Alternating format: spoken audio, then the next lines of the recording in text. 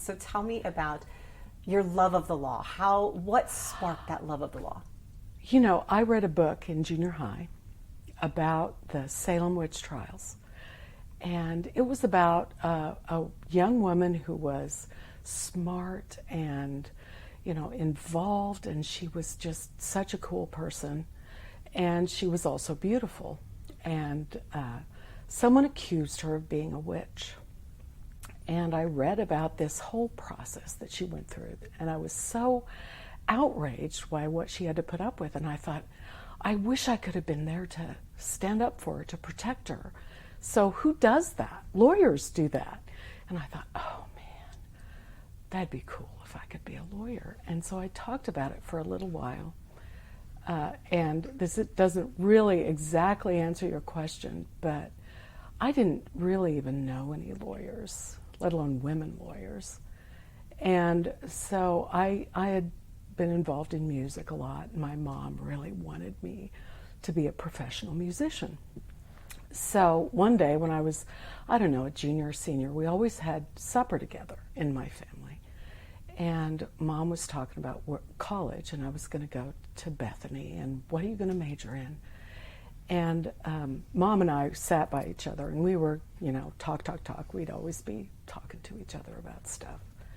My dad was quieter. And,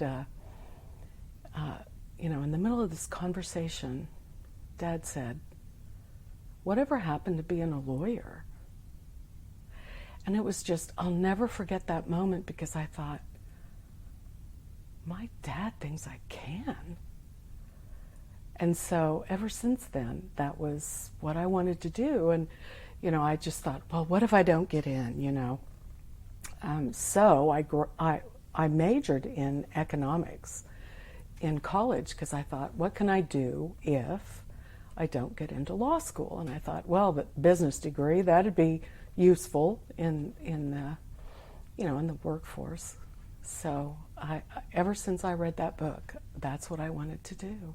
It was about protecting people. Yeah, yes, helping people, and helping people who might have trouble helping themselves, trying to solve the injustice that people are subjected to. And that's it's a naive view of what lawyers do. I mean, we absolutely do protect our clients. We do everything we can within the bounds of the law and judicial ethics to represent them, and I love doing that. I loved being a trial lawyer, and I did forensics in high school, and so you have closing arguments. There's so much about so many different areas that you use as a trial lawyer. Economics was very useful. Some of the, I have great respect for experts, and you have experts you have to cross-examine, but some of them were testified about future earning capacity and things like that. So that was the spark, and I did get into law school. I got into a very good law school. I had a wonderful experience at Washburn. Is it fair to say that you'd keep doing this forever if you could? Oh, yes. I've done it for 40 years. I love the law, and I love being involved with the law, really every aspect. I love being a trial lawyer. When I was in Oberlin, we did trials, but we had to do all sorts of things. And my first day, I was reading abstracts and doing a title opinion, so real estate law, and represented people who had been involved in car accidents. That was when the farm crisis happened, so I represented farmers. And I mean, I come from farmers. I love farmers, and so I enjoyed doing that part too, and contracts. Gosh, if you came from farmers, Everything. you probably were always very, very physical. So what was it that you started noticing about your own physicality? I was born with dislocated hips, so I really wasn't very physical. I was, I could run, I could do things, but they didn't realize it until I was 2, and so by that time I had to have surgery. And my mom just always said, Evelyn, you're just going to have a job where you don't get in trouble if you sit down. And so those were my interests too. I started playing the piano and taking piano lessons when I was 5, and you can sit down. And I did forensics. I was the inside kid, so I could cook and do things inside. So fast forward to what you started feeling, about a year ago? Or when was it you were noticing some changes? Last September, I just woke up one morning and I said, oh, I have some odd weakness in my hand, my right hand. And I remember there was a plate of food and I thought, I'm afraid I might drop that. So I went to physical therapy. They thought maybe I had a pinched nerve or, that there was something else wrong, maybe a ligament or a muscle. And so it just got worse. And so I eventually said, I think I need to see a doctor about this. I had been seeing APRNs and going to physical therapy.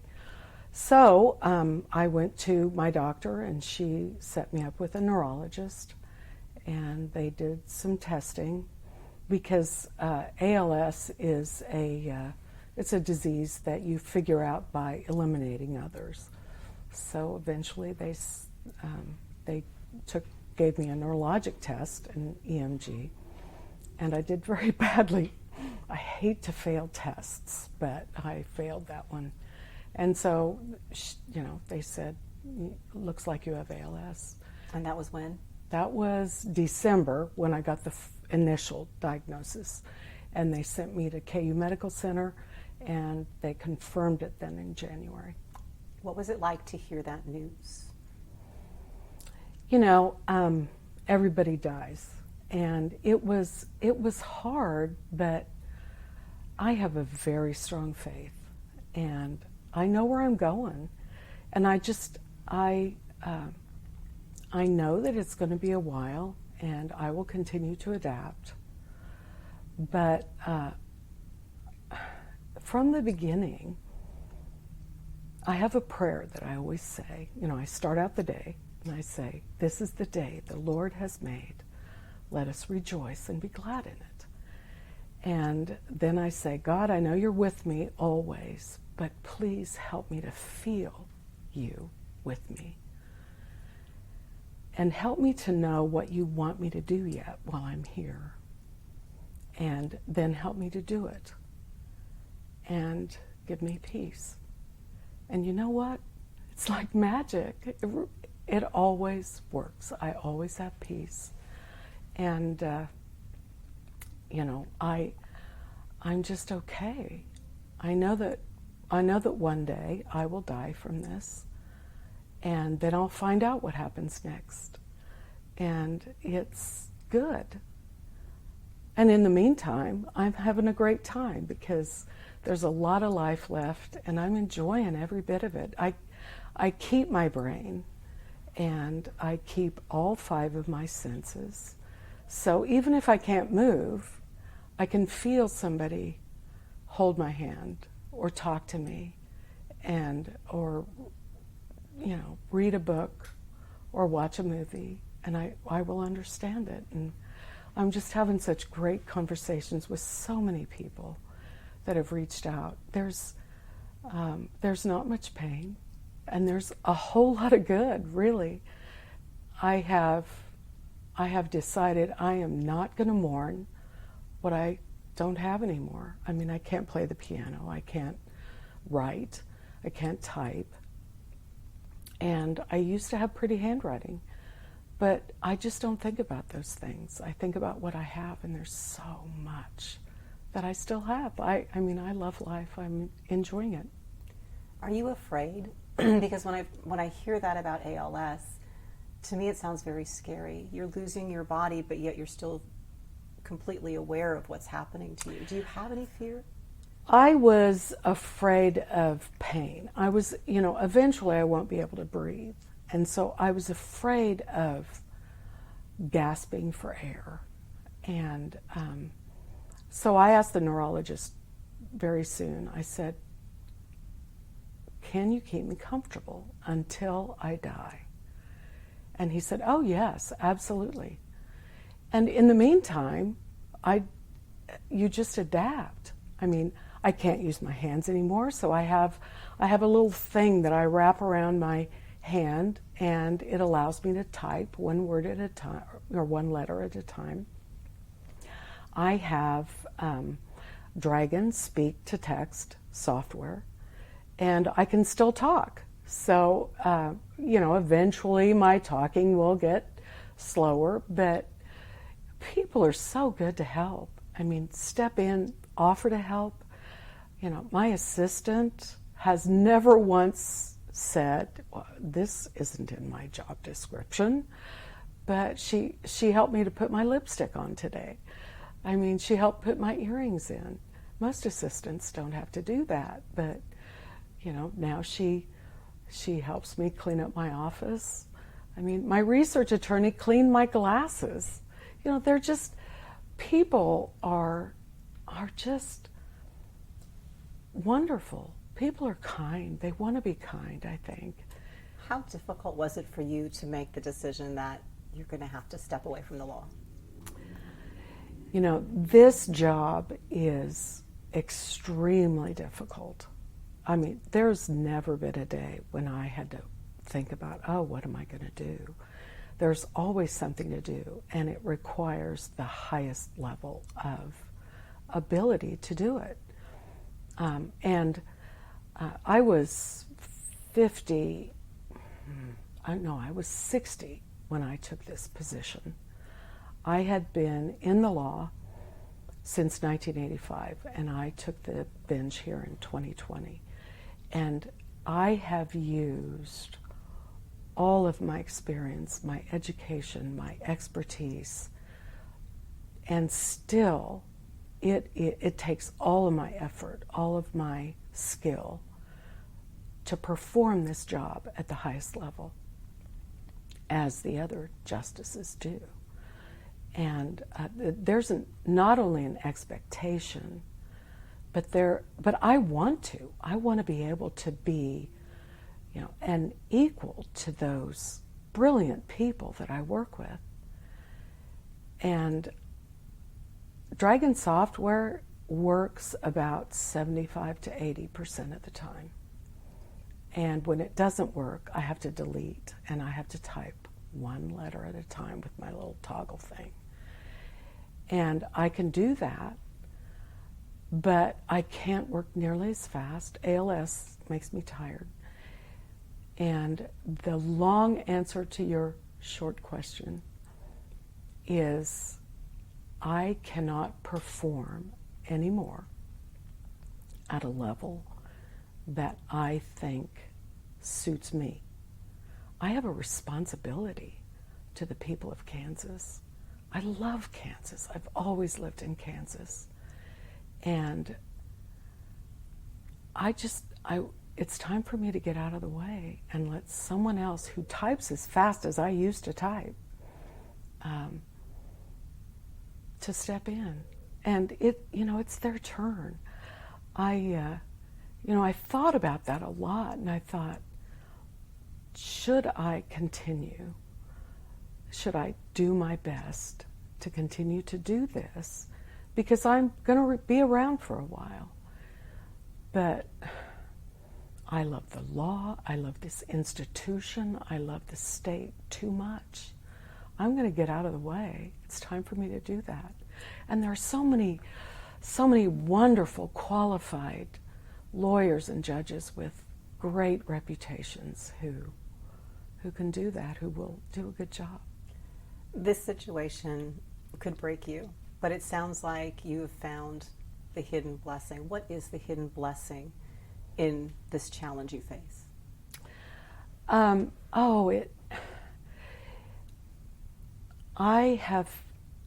I've had a wonderful life. I really have. I've had a wonderful family, parents, career as a lawyer. I've had a career as a district judge, trial judge, when you're right there and able to help people most directly. And I've had a wonderful career as a justice. It's a dream. I still pinch myself that those 9 people chose me to be one of the 3 that went to the governor, and that the governor chose me. I mean, I still pinch myself. But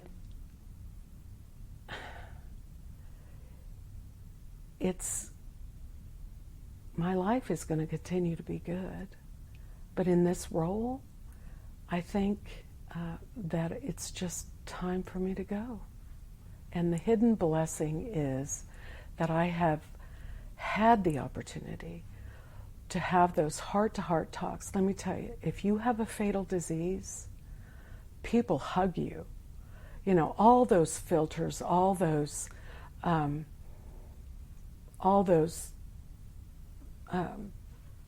things that keep people professional, I guess, not professional, but keep people from telling you exactly what they think.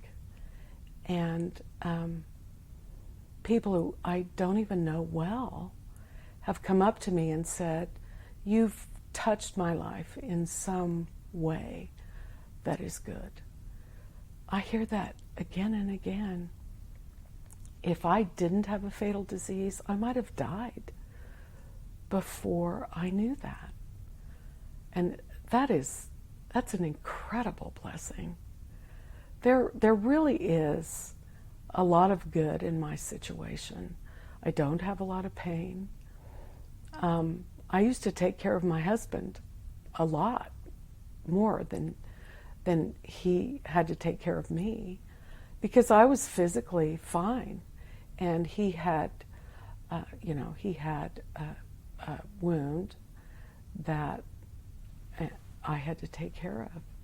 So I took care of him for a long time, and now he takes care of me. And he just does. He steps up and does everything. He combs my hair. He never combed people's hair. And he just helps me in all these ways. And I wish I could say this better, but it really is, in a way, a wonderful blessing to have that direct communication with people, and all the other stuff just falls away because it's not important. There'll be no regrets, nothing left unsaid. You know, I don't think so. I mean, my regrets are that I didn't tell my cousin Denise sooner, and she had to find out from somebody else.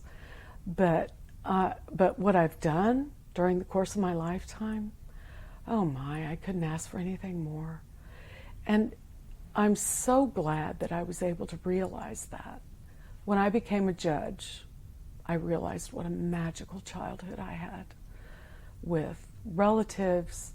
I had siblings. I grew up on the farm, and my brother and my cousin and I were inseparable. We did everything together, cowboys and Indians, and yeah, I probably shouldn't say that now, cut that. But we did everything together, and we had so much fun and such good parents. You know, my dad told me one time, because I had a friend who got money for grades. I was probably in the 4th grade. I went running home to my dad and I said, "Dad, Jeff gets 50 cents for every C, 75 cents for every B, and $1 for every A he gets." And I just thought that was a wonderful idea. I was so excited. Dad looked at me very seriously and he said, "Evelyn, if I ever think you're not doing your best in school, you'll be paying me." So he was a pretty good lawyer himself, I think. And, he told me, if you ever get in trouble with your teachers, I'm taking their side. I said, Dad, that's not fair. First of all, I haven't done anything. And he said, Evelyn, it doesn't matter. Don't get in trouble because I'm going to be on their side. So, I respect the rules. I respect authority. And how much better does it get than that? So I've had a great life. I don't have any regrets. I don't. And, they taught me early on that there are really 2 rules you need to follow. I learned that, I guess, in Sunday school. You love the Lord with all your heart, soul, mind, and strength. And you love your neighbor as yourself. And, my dad always said, I'm mortal, Ev. I'm not afraid to die. But when I die, I want God to say, well done, thou good and faithful servant. I want to be a faithful servant. Justice Wilson, thank you. Sure. That was beautiful. I appreciate that. Sure.